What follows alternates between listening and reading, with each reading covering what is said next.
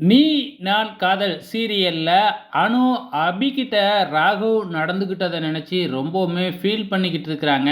நம்ம ஆகாஷ் தான் வந்து அனுவுக்கும் ஆறுதல் சொல்லிக்கிட்டு இருக்கிறாங்க. இங்கே நைட்டு தூங்கும் பொழுது அபி மட்டும் கட்டிலுக்கு கீழே உட்காந்துக்கிட்டு தேம்பி தேம்பி அழுதுகிட்டு இருக்கிறாங்க. இதை கவனிக்கிற ராகவ், ஏன் நீ இப்படி அழுதுகிட்டே இருக்கிற, எனக்கு ரொம்பவுமே டிஸ்டர்பாக இருக்குது அப்படிங்கிற மாதிரி சொல்கிறாங்க. நீங்கள் ஏன் அப்படி என்கிட்ட நடந்துக்கிட்டீங்க அப்படின்னு சொல்லி நம்ம அபி ராகவ் கிட்ட கேள்வி மேலே கேள்வியாக கேட்டுக்கிட்டே இருக்கிறாங்க. ஆனால் ராகவ் வந்து பார்த்திங்கன்னா ஒழுங்கான உண்மையை சொல்லவே இல்லை. மனசுக்குள்ளாரையே உண்மையை சொல்லிடலாமா அப்படின்னு நினைக்கிறாப்புல. நம்ம விஷயமெல்லாம் நமக்கு தெரியும் அப்படின்னு சொன்னோம்னா அதுக்கப்புறம் இந்த அபி வந்து அந்த கிருஷ்ணன் கிட்ட சொல்லி அலாட்டா பண்ணிடுவான். அதுக்கப்புறம் அந்த கிருஷ்ணன் இங்கே வரவே மாட்டான். அவனை நம்ம கண்டுபிடிக்கிற வரைக்கும் நம்ம அபிகிட்ட உண்மையை சொல்லவே கூடாது அப்படிங்கிற மாதிரி நம்ம ராகவ் இன்னமும் அபியை பற்றி தப்பாக நினச்சிக்கிட்டு உண்மையை சொல்லாமையே இருக்கிறாப்புல. நம்ம அபி வந்து கேட்டு கேட்டு பார்க்குறாங்க. ராகவ் சொல்லாததுனால அங்கே இருக்கிற ஸ்க்ரீனை போய் விளக்கி விட்டு அங்கே என்ன இருக்குன்னு நான் பார்ப்பேன் அப்படின்னு அடம் பிடிக்கிறாங்க அபி.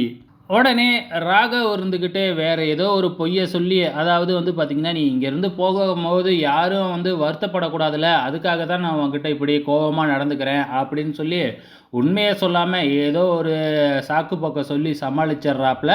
அது மட்டும் இல்லை, இதுக்கப்புறம் இதை நீ விலக்கி பார்க்க மாட்டேன்னு எனக்கு சத்தியம் பண்ணி கொடு அப்படின்னு சொல்லிடுறாங்க.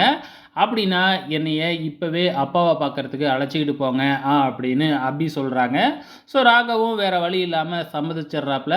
ஸோ நைட் டைமில் வந்து பார்த்திங்கன்னா அங்கே சிவராமனை பார்க்குறதுக்காக போகிறாங்க.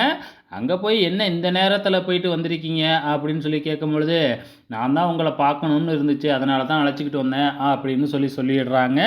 ஸோ அந்த இடத்துல வந்து பார்த்திங்கன்னா நம்ம அபிக்கு மேலே ஃபேன் ஓடிக்கிட்டு இருக்கு இல்லையா, ஏற்கனவே ஆகாஷ் மேலே ஃபேன் விழுந்த ஞாபகத்தில் நம்ம ராகவ் டக்குன்னு அபி கையை பிடிச்சி இழுத்து ஃபேன் உழுவுற மாதிரி இருக்குதுன்னு சொல்கிறாங்க.